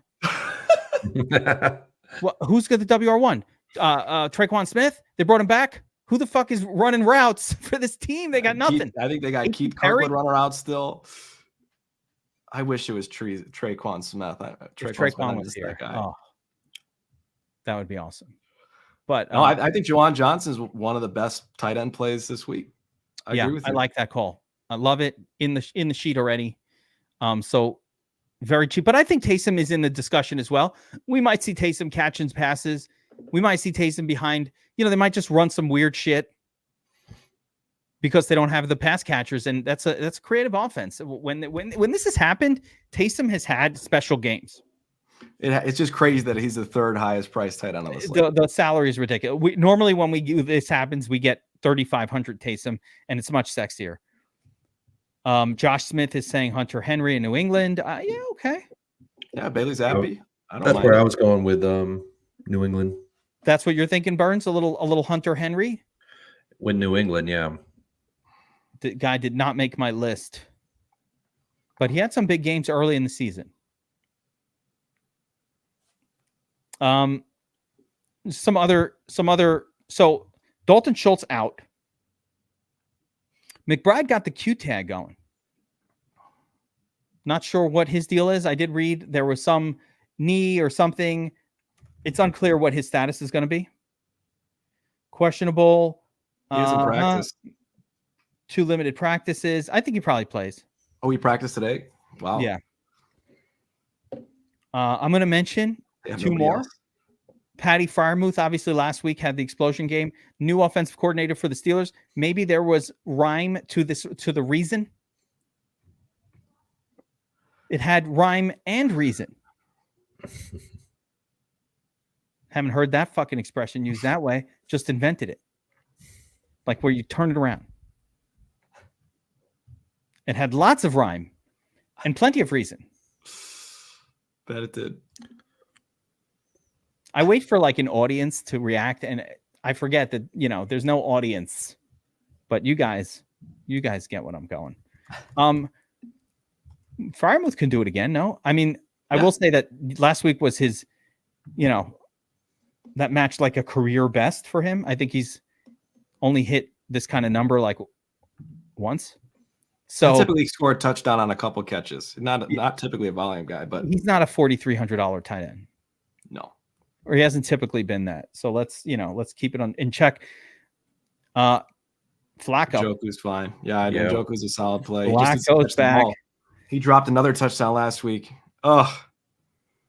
Flacco last year, I remember, had a game with Conklin where Conklin went for like 20. I think Statsational won a tournament, a giant tournament that week. And I was like, how the fuck did Collins? How did you get Conklin in your lineup? He's like, I don't know. But it was a week with Flacco. There you go. He's going to throw to the tight end. I like Njoku. He's got the hairstyle going too in this picture. I mean, that dude is fashionable. Looks good. Yeah. Just got to catch the ball in the end zone. He's got to catch it. Less time in the hair salon. More time catching balls. The old ball machine. Brevin Jordan is in a good spot with Schultz out. Very good matchup at the position. I agree. That's not, if you want to get really deep, down and dirty at 2,500. Yeah. One other name. So 2 other names. BobbyWow, you mentioned Juwan John. I love Juwan. Yeah. I love Juwan in this spot. Playing wide receiver with a TE designation. I'm going to also add in Logan Thomas LT to the mix. This dude does it every other week anyway. And this is that game that you want the pieces from Washington. So last week was the dud. Look at the pattern. Dud. 4 target, 8. 5 targets, higher. 1 target, 11. There's a pattern here. It's not perfect, but it seems like whenever he comes off a shit game, he bounces back with a pretty good game. Yep. So I like Logan Thomas. He's the one that's going to burn all of the people who played Terry McLaurin, loaded up on Terry McLaurin like this is the week. Curtis Samuel, like I got my Curtis, I'm good. Sam Howell's going nuts. You're like not even checking the scores. You're just like, oh my God, Sam Howell's going crazy. My Curtis Samuel play is probably doing well. And then you go and you look and it's like Terry McLaurin got a 14 and you're like, how the fuck did he get 14 when the Commanders scored 30? And they're like, it must have been Jahan. You look at Jahan, he didn't score shit. You're like, oh, maybe Curtis. He got 14 targets, but only scored 11 points. And you're like, how the fuck is that math even possible to get so many targets and only score like 11 points? And then it's like Logan Thomas. Oh shit, that's where it went. And then of course, Brian Robinson Jr. caught 7 passes for 150 yards and a touchdown as well. God. And you're like, wow, that was not what I was thinking when I stacked up, Sam Howell with all his pass catchers. It's the running back and the tight end, but that's how it usually goes with the Commanders. LT. Anybody else popping for you? Burns, the Shark Lab, love anybody at tight end? Kate Otten, we going back to that? No. I mean, we pretty much labeled all the cheap guys. Laporta week for me this week. It'll be a Laporta week. You're going to pay out for Laporta. Mm-hmm. How are you going to pay out for Laporta when we don't find any wide receivers under 5K that are any good? So few. You always get those weird weeks where everybody's paying up for something or they're paying down for something. This is one of those weeks where I'll be on Laporta again. So I'm going back to Trey McBride as well. Wow. Yeah, I'm going right back to it. Again, I mentioned other names that I like. Juwan at the cheap. You might need double tight end this week as well. I don't know. This could be a week where like a low price tight end can get a 5 and be in the optimal lineup. It feels like one of those weeks. A low score for a min price tight end feels like could do the trick. Brevin Jordan. I think that's an option. I think the guy for me, if you want to get really sneaky and Miami stacks, is Durham Smythe. Yeah. He's had 3 targets. At least he's had 3 targets in back-to-back weeks. He's min price, and if there's a 2% chance that Tua throws a touchdown to him, he's a nuts play. That game might have 10 touchdowns scored. What are the odds that Durham Smythe catches one? Hell no. To the no. Yeah, to the no. Agreed. Hey, look, it's a tournament. It's a punt. It's a dart. That's good. Yeah, little touches, little details. I earned that. Doesn't get enough touches. I don't know, BobbyWow. Yeah, I mean, I like Tua, but like Durham Smythe, the fantasy relevance from him is we're a couple of years waiting for that fantasy relevant game at this point from Durham. Yeah, yes, we are. I think one of the name I'm seeing in the chat a bunch is Kyle Pitts. We are just being tempted. You temptress. You know what? Is he min price? No, he's not. Unfriend you. That's not how. Enough with Pitts. Can we be done? Can we just give up on him, please? Yeah, enough with Pitts, guys. It's enough. I haven't been season long in one of many leagues, but I'm not even playing him. I'm assuming that if you've been playing him all year, no, that you are not in contention for the playoffs in that league. No. Yeah. I would say I have him in that league, and I'm just like, I went and got somebody off the waiver wire because he's just awful. Everybody from the waiver wire is better than Pitts. Yep. Everybody. Now watch him explode. I'd rather play Durham Smythe this week than Pitts. God. I'd rather play Brevin Jordan than Pitts. I'd rather play Chig than Pitts, and Chig stinks too. Chig stinks, Jay and Richard. But I'd rather play him. No reason to get crazy here, guys. To me, there's no reason to get crazy at all. Geek would rather play a tight end he never plays and Tyler Higbee. No, I'll play Pitts over Tyler Higbee after the 2 touchdown miracle from Higbee last week. Those things do not repeat. That's like getting struck by lightning twice. Like you got struck by lightning yesterday. I could feel comfortable going outside today. It's probably not going to happen. And then it gets you again. Like they're like, oh, it's 1 in 8 billion to get struck by lightning. And you're like, man, I'm probably safe for life after that one. Like it's not going to ever happen again. I'm walking out. I'm standing under trees in a lightning storm. I'll fucking stand under the tree. I don't give a shit. Zap. Got me twice. God, it's not going to happen. I think you could legitimately make a case for sticking with Njoku, Logan Thomas, and Juwan Johnson. I think you get the bulk of your exposure there. And if you want to pay up for Sam Laporta. But those 3 guys, I mean, and Trey McBride. I think Trey McBride. Yeah, don't sleep on 9 targets a week, Treasy McBreezy. Yeah, don't sleep on that. 9 targets. You know how much money I have to pay for 9 targets out of a wide receiver? I got to pay $6K, $6,500. But you could get 9 targets from Njoku. Yes, you can. Logan Thomas, Juwan Johnson for cheaper. And that's what I'm saying. Njoku, you're on the right. I think these are the right guys. Logan Thomas, David Njoku, Trey McBride. Lower, Juwan Johnson. Juwan Johnson. Yeah, and Juwan. The greatest part about Juwan is even if he does his usual 7 or 8 or 9, you're like, all right. Mm-hmm. It was cheap enough. You don't care. Yeah. All right. Guys, if you're enjoying the breakdown, reminder, hit the like button, subscribe to the channel. We want you as a part of the DFS Army family. So I don't know how else to put this. Grab the free offer. If you don't want to do that, get signed up for DFS Army right now. One of my favorite DFS Army subscriptions is the Core 4 that just covers Core 4 sports. So if you're somebody that really other sites don't do this. If you're somebody just MLB, NBA, NFL, like you stick with the main sports, PGA, I think is part of it, or NHL, one of those. I don't even know what the 4th core. What's the 4th core sport? It's got to be NHL. So if you just play those sports, we have a Core 4 membership. It includes the Discord, all of that stuff. It does not come with the Proptimizer or the Prize Pick Sleeper stuff, but if you are into that, then you just do VIP. You get it all. You guys seen like Will Lynn and Sniper dropping 6-6 tickets for Sleeper every day? It's crazy how good these guys are. Unlike DFS, where one cannot give out a lineup. And giving out lineups is competing with each other, and that's just kind of stupid. When it comes to Prize Picks, Sleeper, Underdog, there's no competition amongst each other. We're going up against the sportsbook, so we are sharing slips top to bottom, printing cash. They track everything that they do, so make sure you get signed up DFS Army VIP.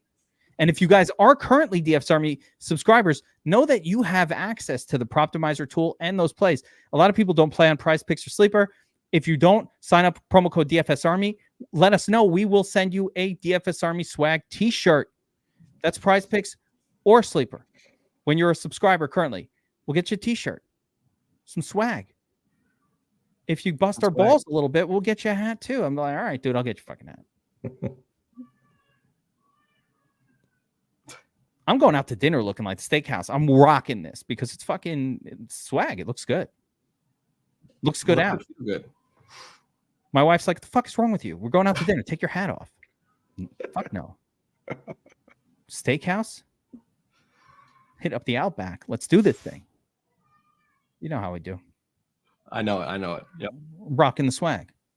You get the game on the TV screen over there. Trying to watch the game. Wife is like, it's supposed to be date night. Trying to watch the game. You know how it is. I know how it is, yeah.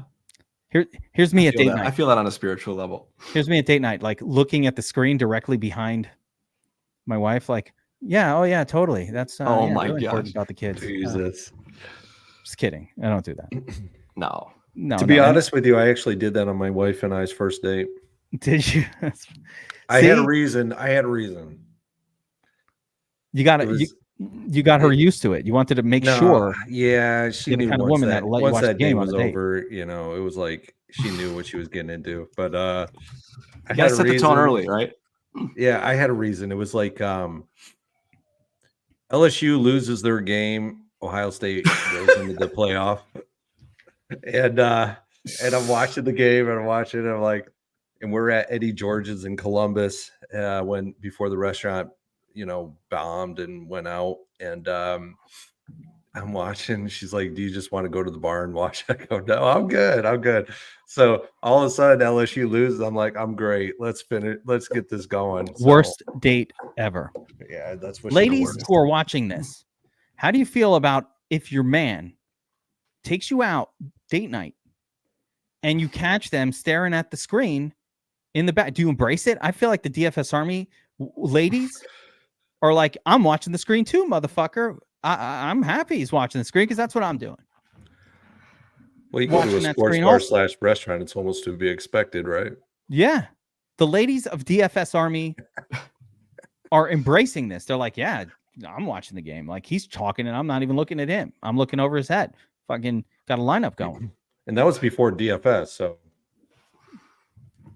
and You were just rooting for a team. That's extra lame, Burns. I was rooting for the other team to beat a team, You're just rooting. so that my team goes to the, they this go to is the barely BCS important. national championship game. Why would you schedule a date for that game time? That's the real question. Because I'm watching the game. because I didn't give a shit about LSU, and all I cared about was the actual ending score. Yeah, that's fair. So Ohio State had already played earlier in the day. That's fair. And Jay knows that. Yeah, it's the wives that get the money when you win, so they should be happy. They got it already spent, and in their mind, once you win it, they're like, "This is what's going to happen with it." Oh man, it's funny. Yeah. I remember when D Barlow won $250K, and the first thing that happened was his wife's like, "Good, we need a new kitchen." Yep. Nice. I remember I took down whatever tournament, I can't remember now, and my wife's like, "Oh yeah, we need a new chimney." Oh, there we go. There it is. There it is. All right, let's talk defense on the slate, and we'll wrap it up, guys. So plenty of bad, ugly games with live defenses, but I didn't find too many pay down options that really jumped off the page to me. Bobby, I'll go to you for pay down options, and then Burns, you'll give me the ones that stand out from the Shark Lab. So Bobby, any pay downs? Who's the cheap defense that we could play? There's not many here. I think maybe the one that I have the best argument for is the Denver Broncos. I think they are. Look, CJ Stroud has been amazing. He's also still a rookie. And the Broncos, they actually lead the league in turnovers generated, which anytime you get a cheap defense who can generate turnovers, increase your odds at a touchdown, defensive touchdown, that's where I want to target. And so I'm not going to be super heavy on them. There's plays in that middling zone that are much better. But if I'm going to punt with the defense, it's going to be the Broncos. Okay, that's fair. I in this cheap zone, the two that I found that I kind of think are acceptable below 3K, and it's just kind of acceptable. One is the Titans, just because Minshew has not been that good. Like he'll turn it over, and Titans are at home. And then the other one would be Arizona because Kenny Pickett is balls. So you always got to play defenses against Kenny Pickett. He stinks. It's hard to throw the ball when you have tiny hands. Believe me, I know. Oh, geez. Here we See go. what I'm doing here? I Me and Kenny, same size hands. They got to have a meme for that, right? Same size hand, BobbyWow. Me and Kenny Pickett. Either I can play NFL football or Kenny. I've seen you kick a field goal. You're capable. I have kicked a field goal. Yes. You should see me kick a field goal before I was in my 40s. The version you saw was the 40-year-old Kev. The leg only can get to about a 70-degree angle off the ground. I can't quite get to 90 degrees. I'm at about a 70 degree. But back in the day, if I could get that leg up to about 120, move that shit back a couple yards. You were a rich man's Rodrigo Blankenship back in the day. You remember that? Where's Rodrigo? He's gone. He's gone from the league, right? Love Rodrigo. He's gone. He was here. He was here and gone too quickly.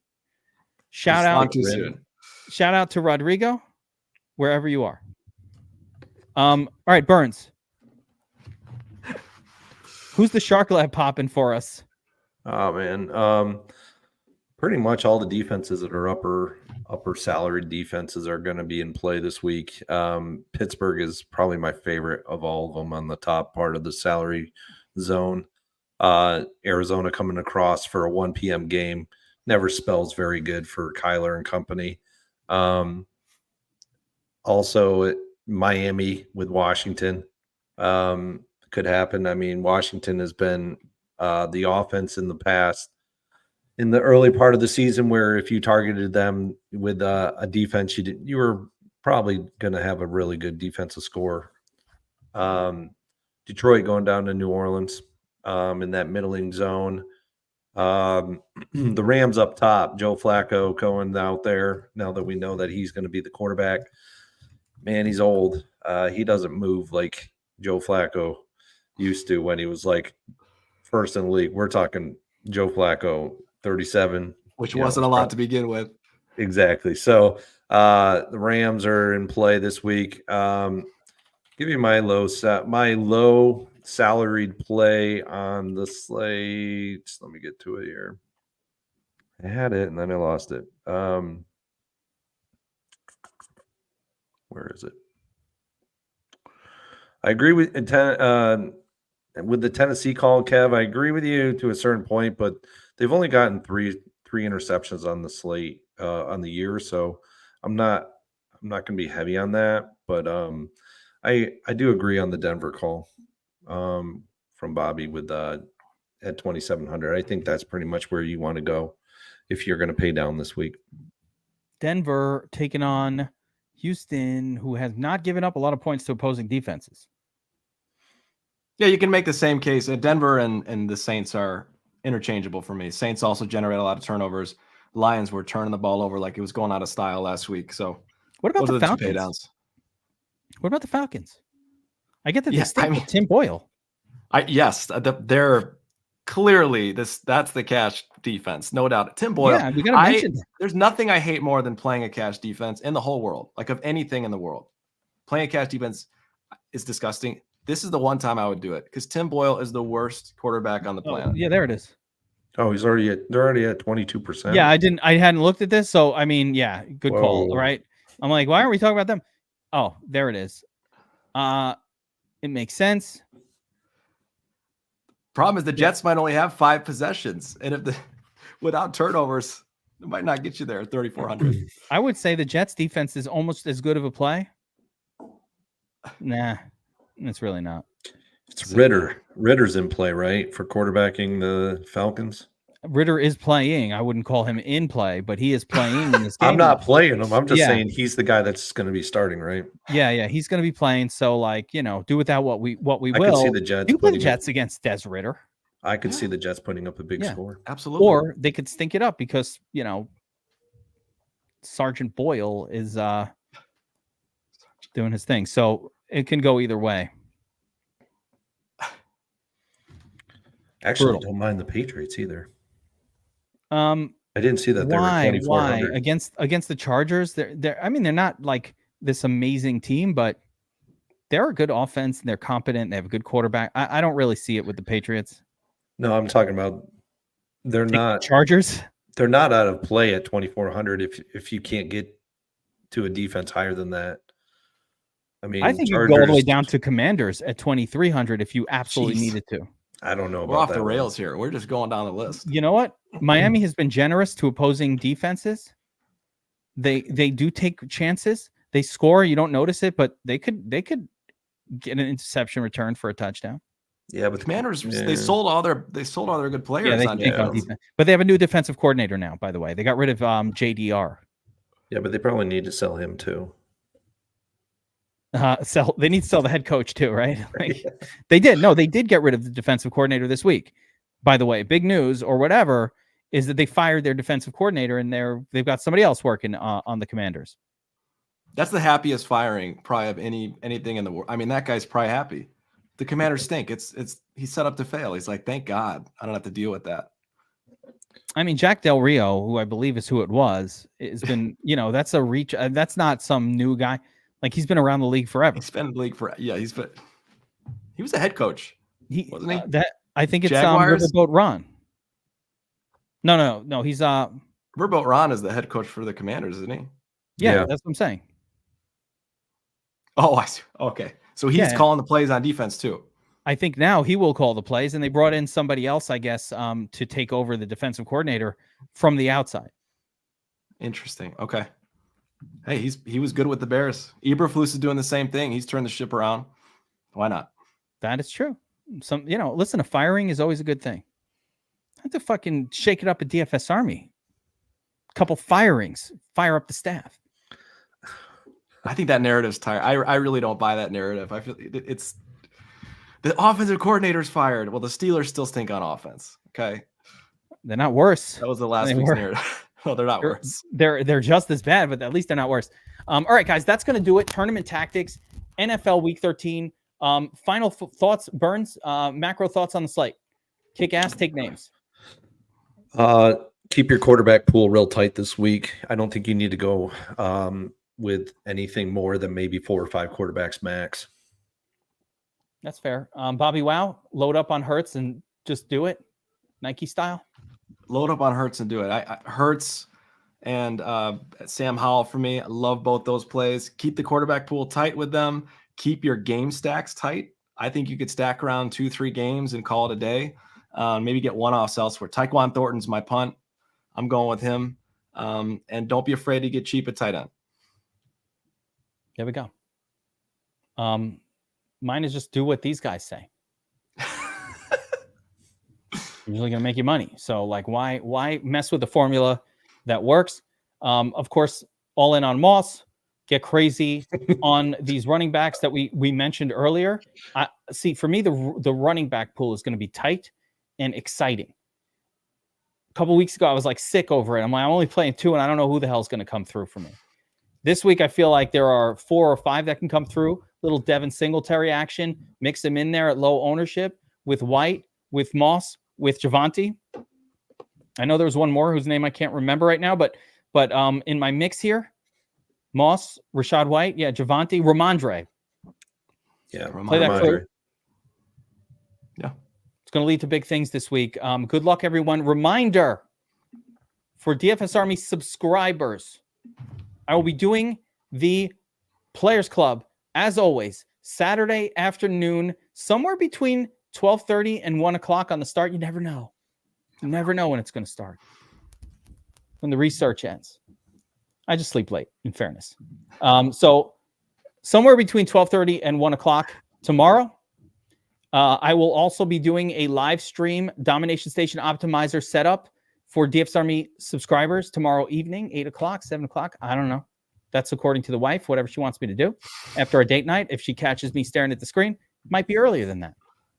If I'm not staring at the screen, it might be a little later, like 5 minutes later. Not much, extra 5 minutes. God. So, BobbyWow, start inferring from what I'm saying that you're understanding things.